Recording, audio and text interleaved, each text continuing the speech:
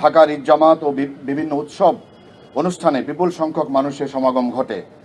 জাতীয় ঈদগাহ ময়দান, বাইতুল মোকাররম, জাতীয় মসজিদ সহ মহানগরীর বিভিন্ন ঈদ জামাতে লাখো মুসল্লি অংশগ্রহণ করবেন। একই সঙ্গে ঈদের ছুটিতে বিপুল সংখ্যক মানুষ ঢাকা ত্যাগ করায় নগরীর অনেক আবাসিক ও বাণিজ্যিক এলাকা আংশিকভাবে ফাঁকা হয়ে পড়বে। এই সামগ্রিক প্রেক্ষাপট, বর্তমান নিরাপত্তা পরিস্থিতি, অতীত অভিজ্ঞতা এবং সম্ভাব্য ঝুঁকি বিশ্লেষণ করে ঢাকা মেট্রোপলিটন পুলিশ একটি সমন্বিত প্রযুক্তি নির্ভর ও বহুমাত্রিক নিরাপত্তা পরিকল্পনা গ্রহণ করেছে।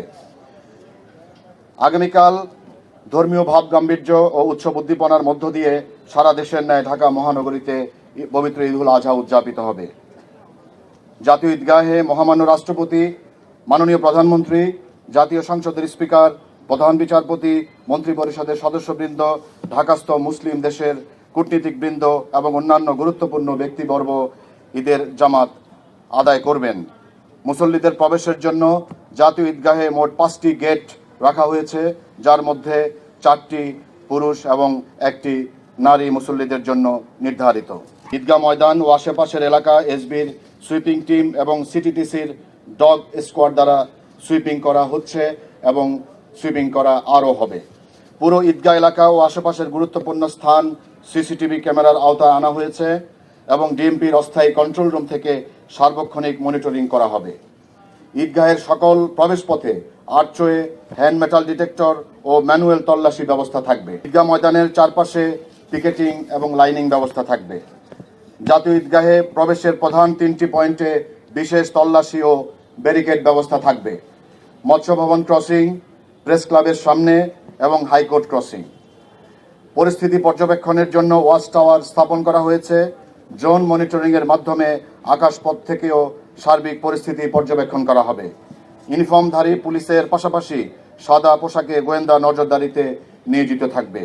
সোয়াট, বোম ডিসপোজাল ইউনিট ও counter terrorism unit stand by থাকবে।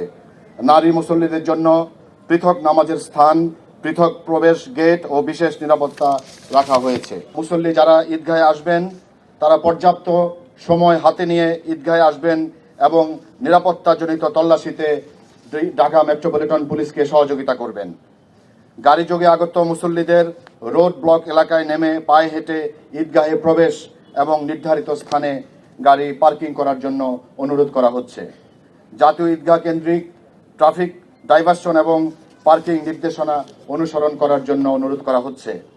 শুধুমাত্র জায়নামাজ এবং প্রয়োজন ছাড়া এবং প্রয়োজনে ছাতা সঙ্গে নিয়ে আসা জন্য অনুরোধ করা হচ্ছে। শুধুমাত্র জায়নামাজ এবং ছাতা সঙ্গে আনার জন্য অনুরোধ করা হচ্ছে। কোনো ধরনের ব্যাগ, ধারালো বস্তু, দাহ্য পদার্থ বা অপ্রয়োজনীয় ধাতব বস্তু সঙ্গে না নিয়ে আসার জন্য অনুরোধ করা হচ্ছে। জামাত শেষে তাড়াহুড়া না করে সুশৃঙ্খলভাবে বের হওয়ার জন্য অনুরোধ করা যাচ্ছে।